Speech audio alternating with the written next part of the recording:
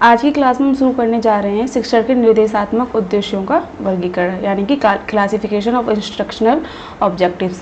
इसमें क्या है, विद्वानों ने अपने अपने अलग अलग वर्गीकरण किए थे कि शिक्षण को किस प्रकार देना चाहिए, कैसे क्या नियम होने चाहिए, क्या सिद्धांत होने चाहिए। तो इसमें दो विद्वानों ने जो वर्गीकरण किया है वो महत्वपूर्ण है, या कहें कि इसमें ज़्यादा उपयोगिता इसकी मानी गई। सबसे ज़्यादा मानी गई ब्लूम की, जिसे कहते हैं ब्लूम टैक्सोनॉमी, ठीक है। दूसरा आप कहें गैग्ने और ब्रीगर्स का। तो इस क्लास में हम किसके बारे में चर्चा करेंगे, सिर्फ ब्लूम के बारे में, कि ब्लूम ने जो अपना सिद्धांत प्रतिपादित किया तो उसके अंतर्गत उन्होंने क्या क्या बातें कही, तो उसके बारे में हम यहाँ पर जानेंगे। तो ले लेते हैं अपने टॉपिक को, ब्लूम द्वारा किया गया वर्गीकरण। जो ब्लूम ने सन 1956 में इस सिद्धांत का प्रतिपादन किया। इन्होंने क्या है, 3H का जो फॉर्मूला है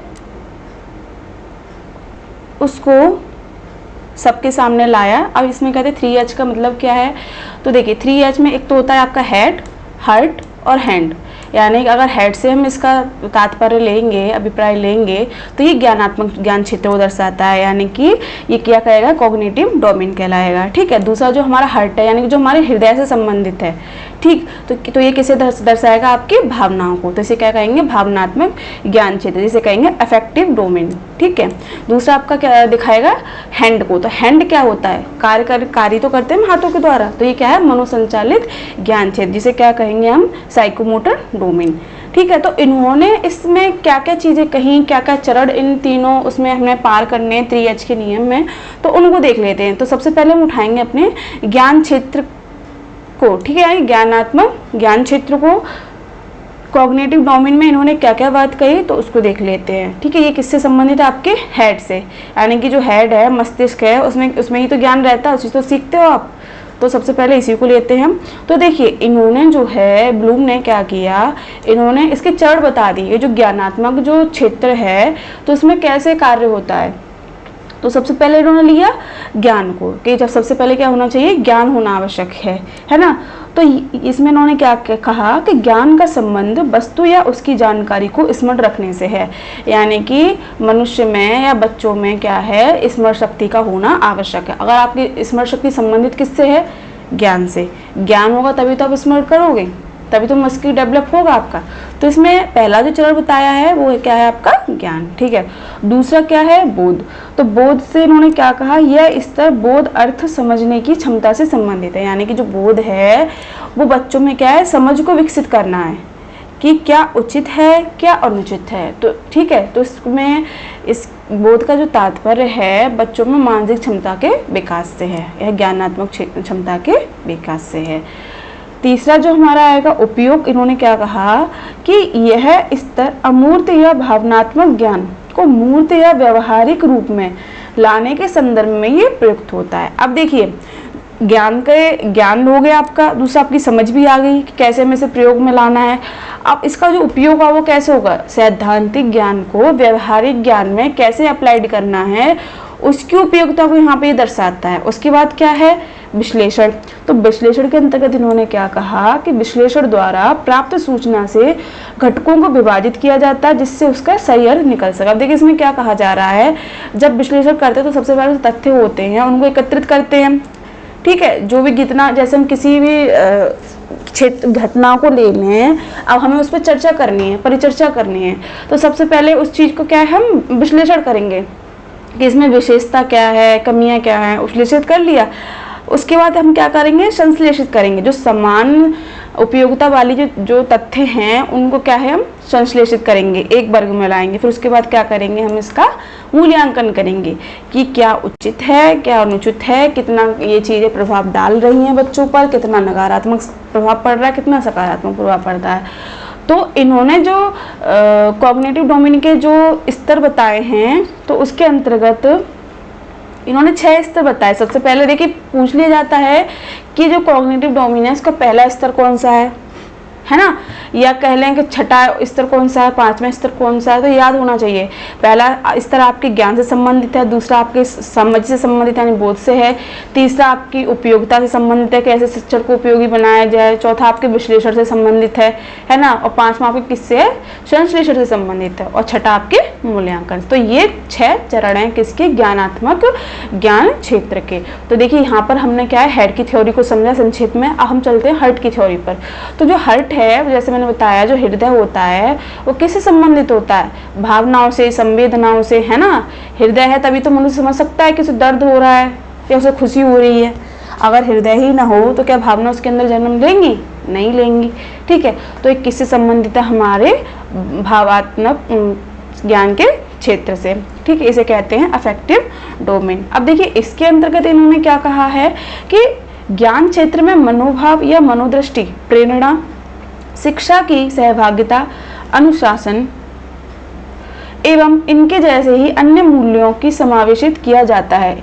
इसके भी 5 प्रमुख स्तर हैं। अब देखिए इन्होंने बात क्या कही है कि जिस प्रकार ज्ञानात्मक क्षेत्र अपना कार्य निभाता है, ठीक उसी प्रकार जो हृदय का जो कार्य है वो भी तो महत्वपूर्ण है। अब हम मानव शरीर को ही ले लें, अगर दिमाग हो, हृदय हो ही ना, तो क्या कार्य हो जाएगा। संवेदनाओं को समझना भी तो आवश्यक है। जैसे हमने रिसर्च एप्टीट्यूड में पढ़ाया कि मात्रात्मक शोध ही करना आवश्यक नहीं है, गुणात्मक शोध भी आवश्यक है। जब तक हम किसी पृष्ठभूमि में भले ही हम आंकड़े प्रस्तुत कर दें, पर उसके जो चला करते थे, मनोभाव थे, कैसी मानसिकता थी उन लोगों की, तो उनको जब हमें दर्शाना होगा तो हम दर्शाएंगे नहीं। ये सिर्फ आंकड़े दे देते कि हाँ इतने जनसंख्या थी, इतनी आबादी शहरी थी, इतनी नगरीय थी, बाकी का हम कुछ लिखे नहीं, है ना। तो इसमें क्या है, जो भावात्मक क्षेत्र है हमेशा क्या अपनी अहम भूमिका निभाता है। तो सबसे पहला जो इन्होंने चरण लिया, तो इसमें देखिए क्या लिया है इन्होंने, आकलन। तो इसके अंतर्गत क्या कह सकते हैं हम इसे, जो हम सीखते हैं और उसकी महत्ता, यानी कि आकलन क्या होता है, जो हम बच्चों को सिखाते हैं उसकी क्या महत्ता है, यानी कि या तो हम सीखें या बच्चों को सिखाएं, दोनों परिप्रेक्ष्य में ले रही हूँ। इसमें मतलब सिर्फ एक ही से नहीं है, ये सब बच्चों को ही सिखाना है। टीचर जब बच्चों को पढ़ाता है तो खुद भी पढ़ता है, ठीक है। तो जो हम सीखते हैं उसकी क्या हमारे जीवन में महत्ता है, तो ये क्या है हमारा पहला चरण कि आकलन। दूसरा क्या है हमारा आग्रहण। तो इसमें क्या सुनने की इच्छा, पहला क्षेत्र ये आकलन हो गया कि सीखना, ठीक है, और उसकी महत्ता क्या है। दूसरा आपका आएगा आग्रहण, सुनने की इच्छा, क्या बच्चों में सुनने की इच्छा है, क्या आप उन्हें इन पर इतना अच्छा प्रभाव डाल रहे हो कि वो सुनना और चाह रहा है, तो इसमें ये बात कही है। दूसरा क्या है प्रतिक्रिया, तो इसमें क्या है सहभागिता की इच्छा, जब बच्चे प्रेरित होकर सहभागिता करते हैं तो क्या है, कहते हैं ना शिक्षण और प्रभावी बनता है ना। तो क्या इसमें प्रतिक्रिया के को भी रखा है इन्होंने। चौथा है आपका संयोजित करना। अब संयोजित करना क्या है, मिलाना, ठीक। निरूपण में क्या है, अंतर या अभिव्यक्ति करना। अब निरूपण निकाला जाएगा कि अंतर क्या है इसमें, फिर उसकी अभिव्यक्ति की जाएगी। अगर अंतर है भी शिक्षण में तो इसको क्यों है ये, उसकी व्याख्या करना। तो हमने जो हर्ट के जितने भी स्तर हैं, यानी कि भावात्मक ज्ञान क्षेत्र के या उसके अफेक्टिव डोमेन के जितने भी स्तर उन्होंने बताए, तो इसमें पहला आपका आकलन हो गया। इसमें क्या है बताया इन्होंने कि जो हम सीखते हैं उसकी क्या महत्ता है हमारे जीवन में, ठीक है। आग्रहण में मैंने आपको बताया, इसमें क्या है सुनने की इच्छा, बच्चों की सुनने की इच्छा। तीसरा आपकी क्या है प्रतिक्रिया, यानी कि इस सहभागिता की इच्छा कि बच्चे सुनने के बाद कैसी प्रतिक्रिया कर रहे हैं, वो भी महत्वपूर्ण है, ठीक है। उसके बाद संयोजित करना, यानी कि मिलान करना कि कितना हमने अपना अच्छा प्रदर्शन किया, ठीक। उसका निरूपण करना, अगर क्या है आपके अंतर मिल भी रहा है तो क्यों मिल रहा है, इसकी क्या है अभिव्यक्ति करना। तो ये 5 जो स्तर हैं इन्हें याद रखेंगे। अगर पूछा भी जाए कि कैसा होता है ना, बीच में से कोई पूछ लिया जाए कि ये किसके स्तर हैं, जैसे अगर पूछे आग्रहण किसका स्तर है, हेड का है, हर्ट का है या हैंड का है, तो आपको याद होना चाहिए, ठीक है। अब चलते हैं हम हैंड पर। तो हैंड हमारे किससे संबंधित होता है, कार्य करने से, हाथों द्वारा ही तो हम कार्य करते हैं। तो इसे इन्होंने क्या कहा, मनोसंचालित ज्ञान क्षेत्र, जिसे साइकोमोटर डोमेन भी कहते हैं। अब इन्होंने क्या कहा है, जिस प्रकार मनुष्य के लिए मस्तिष्क की आवश्यकता होती है, हेड की आवश्यकता होती है, हृदय की आवश्यकता होती है, उस प्रकार किसके हाथों की भी आवश्यकता होती है। क्यों होती है, जब तक वो कार्य नहीं करेगा तो अपना पालन पोषण कैसे करेगा, है ना। तो यहाँ पर ये वो बात कही है इन्होंने। तो इसका इन्होंने क्या नाम दिया, मनोसंचालित ज्ञान क्षेत्र, यानी कि साइकोमोटर डोमेन। अब इसमें इन्होंने क्या क्या स्तर बांटे कि किस प्रकार से ये कार्य करता है। तो पहला स्तर हम देख लेते हैं, हस्त कौशल या कार्य साधन। ये आपके कार्य करने के उससे ही संबंधित है, ठीक है। तो इस क्षेत्र में शिक्षार्थी मशीनरी, उपकरण इत्यादि का उपयोग करने का प्रयत्न करता है, जिससे क्या है, मनुष्य जो शिक्षार्थी उनका आत्मबल बढ़ाया जाता है। अब देखिए मनोसंचालित जो ज्ञान क्षेत्र है, इसमें देखिए क्या किया जाता है, इसमें इन्होंने माना कि जो हस्त कौशल कार्य साधन है कि इसमें शिक्षार्थियों क्या है, मशीनरी और उपकरणों का प्रयोग करना सिखाना चाहिए, ताकि वो आगे जाके क्या हो, आत्मनिर्भर बन सके, ठीक है। तो उसमें ये बात कही गई है। दूसरा इन्होंने क्या कहा, प्रतिरूपता। तो इसमें शिक्षार्थी के कौशल को उसी रूप में अपनाने का प्रयास किया जाता है। अब देखिए इसमें बात ये कही गई, कोई जैसे शिक्षार्थी है, उसने जैसे कहते हैं ना, क्लास में कई जो बच्चे होते हैं वो थोड़े एवरेज होते हैं, कुछ ही जो होते हैं वो टॉपर होते हैं, और जो कुछ होते हैं वो बिल्कुल लो उसमें होते हैं। तो जो जैसा है, पहले तो उसे क्या है, निखारने का प्रयास करना चाहिए कि बच्चा ज़्यादा सीखे। लेकिन प्रतिरूपता इसमें क्या है, एक समान देखना और बच्चा जो कार्य कर रहा है उसे प्रेरित करना, उसे हतोत्साहित नहीं करना है हमें, ठीक है। तो यहाँ पर वो बात कही इन्होंने। उसके बाद क्या है हमारी तीसरी, स्पष्ट अभिव्यक्ति। इसके अंतर्गत सतत अभ्यास पर यह क्या है, आधारित है। जो स्पष्ट अभिव्यक्ति है ये बच्चों के सतत जो प्रोग्रेस उनकी हो रही है उसमें क्या है, टीचर को अपना प्रयास करता रहना चाहिए। चौथा आपके सुनता है परिशुद्धता।